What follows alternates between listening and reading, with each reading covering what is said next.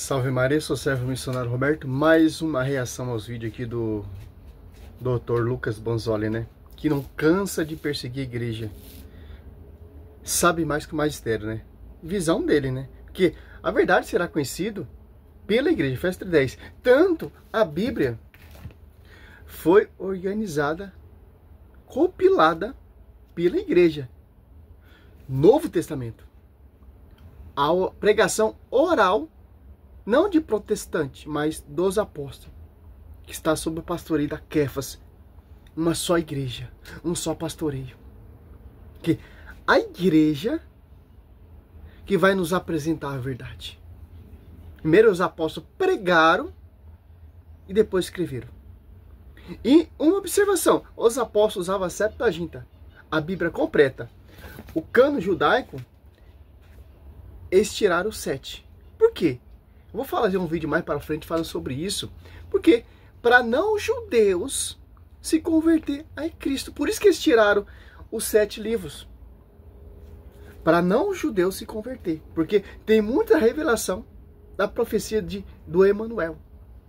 Para não judeus se converter e saber que é Jesus Cristo que está na profecia, eles tiraram esses 7 livros. É simples entender isso.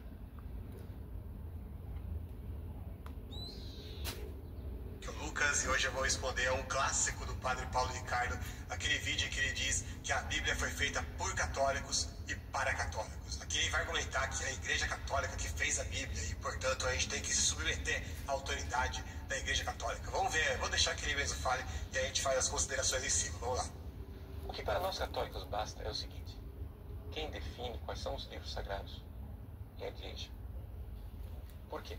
Porque foi esta mesma igreja quem definiu os 27 livros do Novo Testamento. A pergunta é, por que os protestantes aceitam a autoridade da igreja que definiu os 27 livros do Novo Testamento, mas não aceitam a autoridade da mesma igreja que definiu os 46 do Antigo?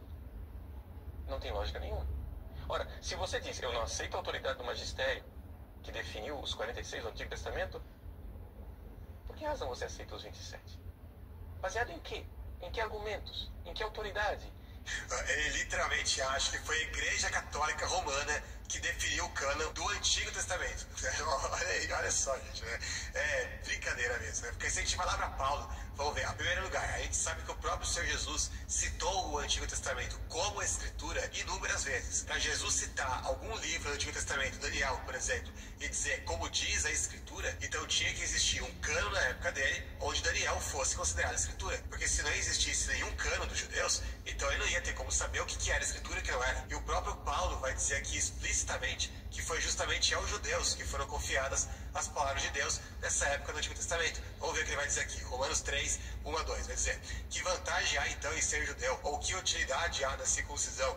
Muita em todos os sentidos. Principalmente porque aos judeus foram confiadas as palavras de Deus. De qual época que ele está falando isso? Justamente no Antigo Testamento. Porque a revelação ela foi dada aos judeus. Aos judeus foram confiadas as palavras de Deus. Então cabia a eles reconhecer. E é justamente por isso que já... Mas esses mesmos judeus que foi dada a revelação desprezaram Cristo.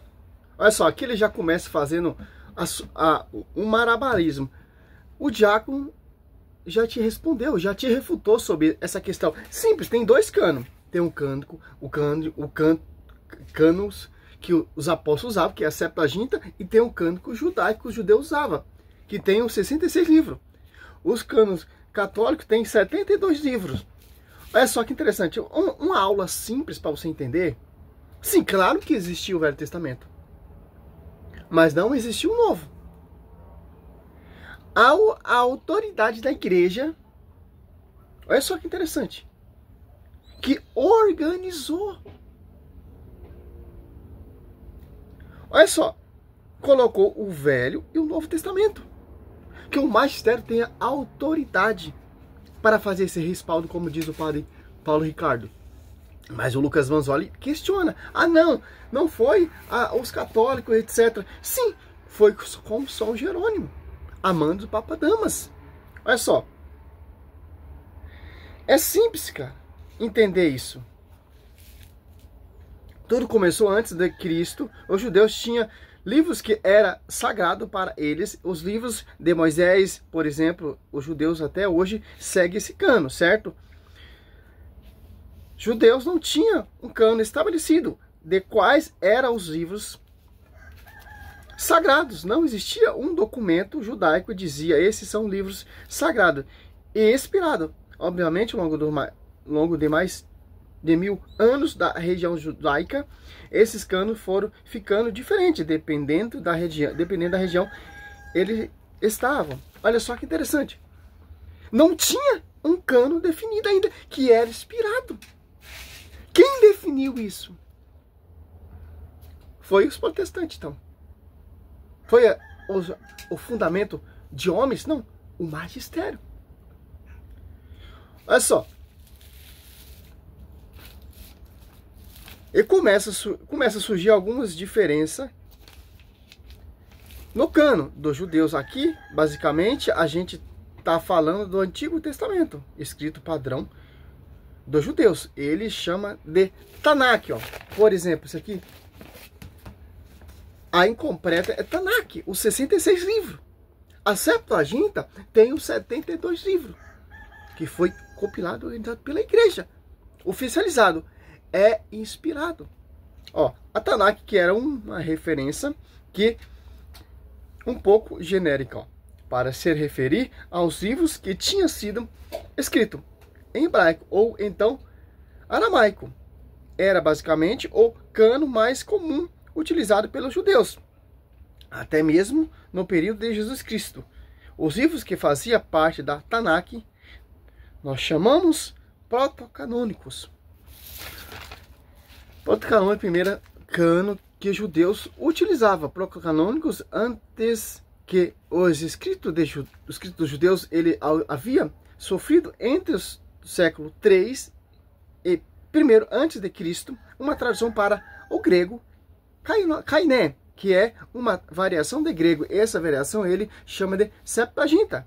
Aqui entramos no termo que a gente quer entrar. Olha só. O Lucas Bonzoli, ele quer dar essas ideias que a igreja não compilou nada.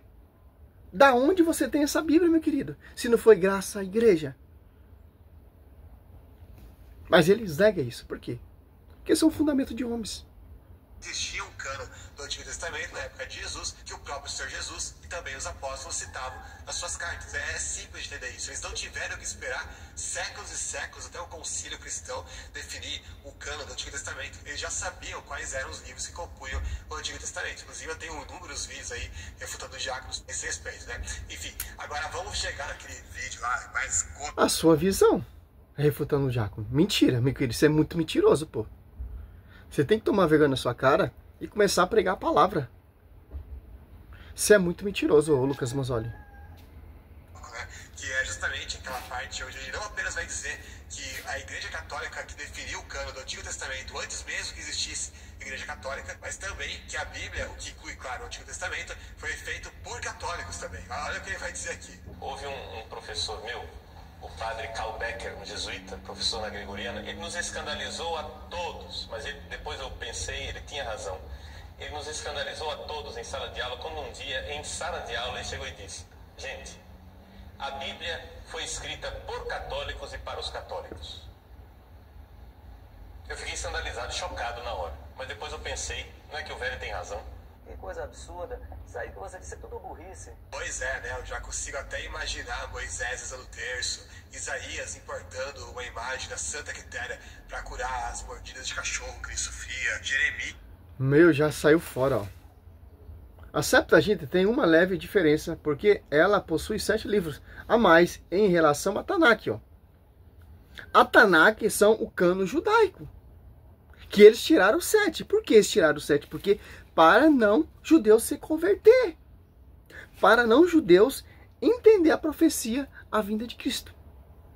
Olha só, vamos entender aqui, ó.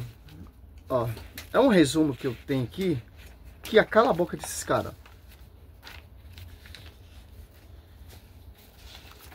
Quando foi definido isso? Olha só.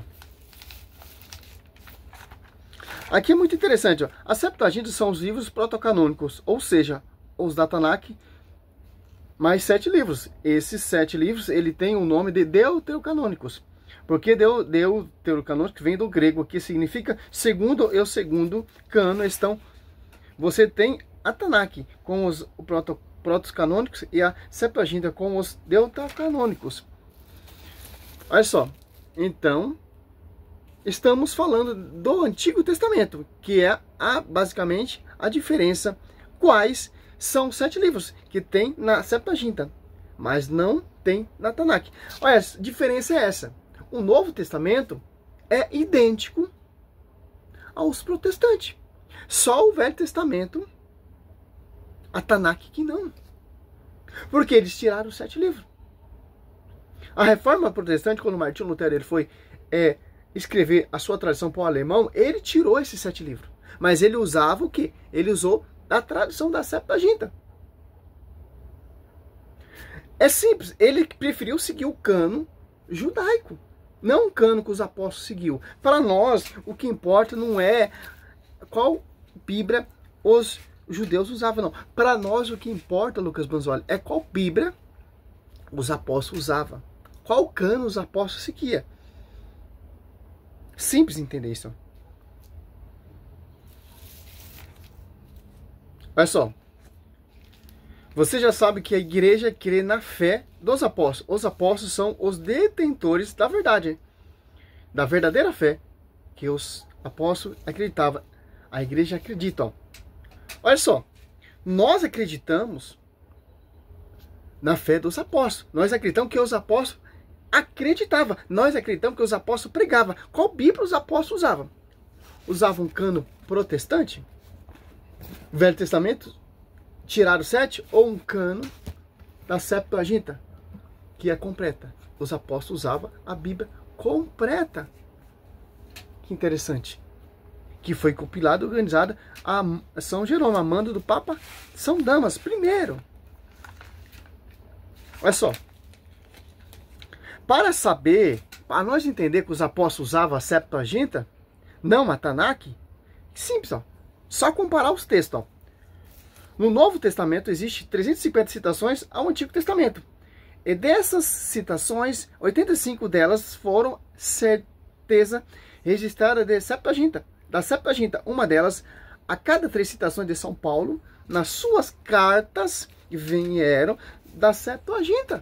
Então, Paulo usava a Septuaginta. Paulo não usava a Tanakh. Paulo não usava o cano judaico. E Paulo diz aqui, olha só que interessante. De Bíblia agora. 1 Timóteo, 2 Timóteo, né? 2 Timóteo, olha só. 3:16. Toda a escritura é inspirada por Deus, útil para ensinar, para repreender, para corrigir e para formar na justiça. Está citando o Velho Testamento. Toda escritura é inspirada. Toda os 72 livros. Não 66 livros. Olha só. 350 citações da Septuaginta. E cada citações 3 dela é da Septuaginta. E olha só, cara. Uma, por exemplo, é um exemplo quando Jesus está na tentação. Ele cita Deuteronômio, o Mateus 4. Ele dá uma resposta. Mateus 4:4. Está citando Deuteronômio 8:3. Olha, citando o cano do Velho Testamento, ó, da Septuaginta. Como sabemos, os apóstolos, Paulo usava a versão Septuaginta. Como saber? Só com fazer a comparação. Em Mateus 4, em Deuteronômio 8:3. Essa passagem de Mateus 4:4, ele refere a passagem ao trecho Deuteronômio. Capítulo 8, versículo 3, no Novo Testamento, cita o Antigo Testamento. Olha só. Deixa bem claro. No texto de Mateus 4, Deuteronômio 8:3, Jesus respondeu. Está escrito na boca de Deus. Se você for conferir na Bíblia hebraica, a Tanakh, o Deuteronômio, refere toda a palavra da boca do Senhor. Então, a boca de Deus está na Septuaginta. O texto de Mateus refere, e não a Tanakh. Refere a Septuaginta. Então, para nós, o que interessa, Lucas Banzoli, é o que os apóstolos usavam. Tanto que o fundamento protestante ele segue cânon judaico. Olha só.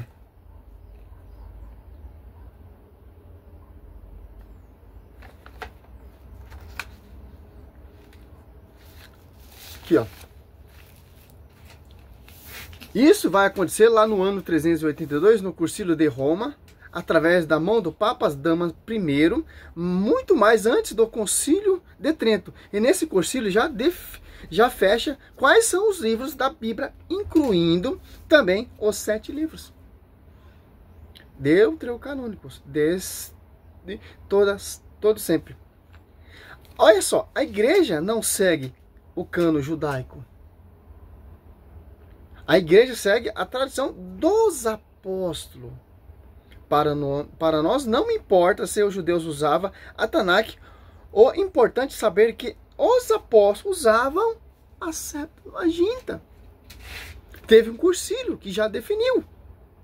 382, Concílio de Roma, através das mãos do Papa São Damaso. Ele chama São Jerônimo de Stridame para compilar, organizar os Velho Testamento. Olha só que interessante. Olha só, na bula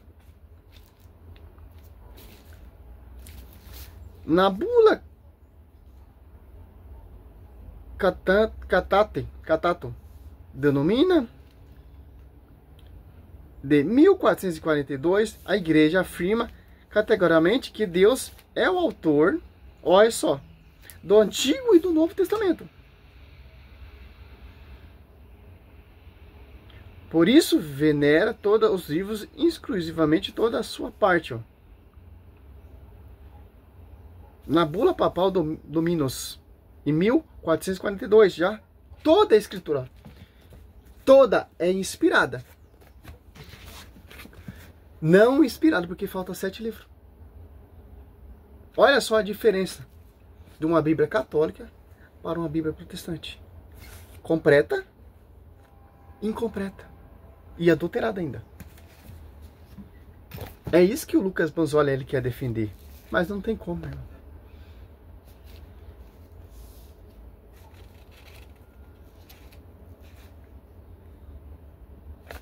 Olha só, para finalizar aqui, não vou seguir muito, que já é 3 minutos. É uma leve estudinho para você entender. Depois de todas essas referências, nasce Martinho Lutero. E aí vai se tornar monge.